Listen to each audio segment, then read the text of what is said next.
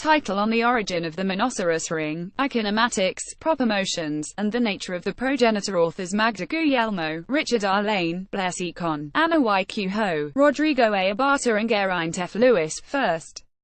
Authors Institution Sydney Institute for Astronomy, The University of Sydney, Australia. Status published in MNRAS, closed access. Figure 1. A map of stars in the outer regions of the Milky Way created using SDSS images of the northern sky.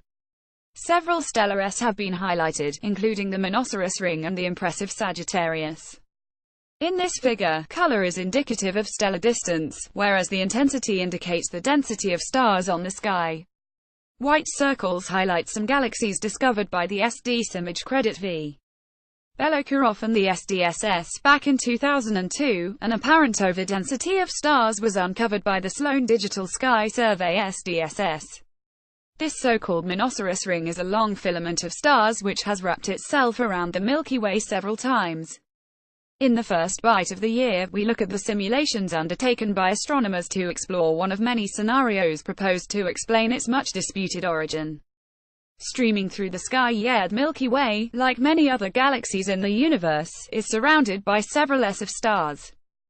For example, the impressive Sagittarius, shown in Figure 1, is composed of stars it stole from the Sagittarius dwarf elliptical during its merger with the Milky Way. From its shared stellar properties to the dwarf and the S structure, astronomers were able to deduce its origin.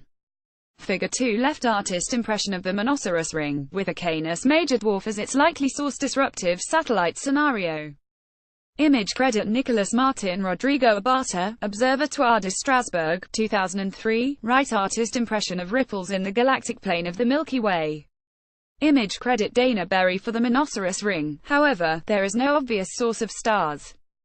Currently there are two main theories disrupting satellite scenario. Like the Sagittarius, it is likely that the monoceros ring is the result of a merger with the remains of a dwarf located in the Canis Major region. Just part of the Milky Way. The number of stars observed drops off rapidly, approximately 50,000 light-years from the center of the galaxy, but reappear again at 60,000 light-years. This could be explained by our being rippled, not flat. But both theories have problems. The Canis Major region lacks the expected overdensity of periodic RR Lyrae stars, associated with dwarf galaxies, and we have never observed any galactic ripples beyond this first ring. Today's authors focus on the first scenario and whether we can use simulations to better determine the mass and location of the proposed disruptive satellite.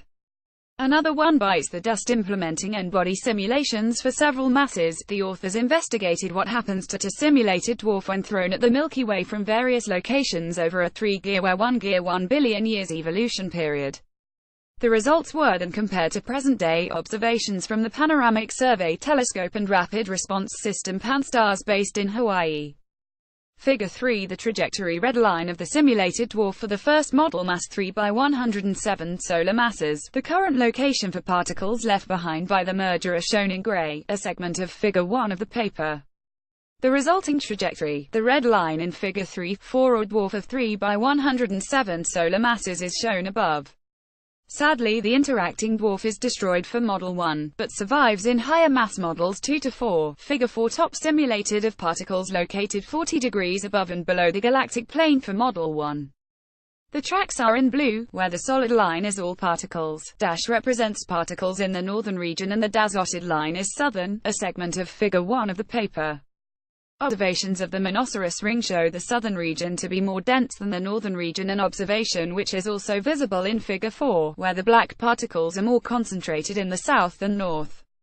However, this agreement with observations is only present for Model 1. Figure 5. The likely present-day location of the dwarf is determined by Model 4, where the mass of the dwarf is 6 by 109 solar masses.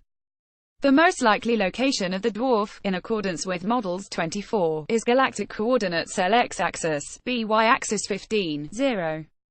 Darker regions highlight the most probable location of the dwarf. The simulations also provided the authors with many possible locations for the dwarf, therefore all of the results for each model for different starting locations, velocities etc. were combined to form a map like the one shown in Figure 5.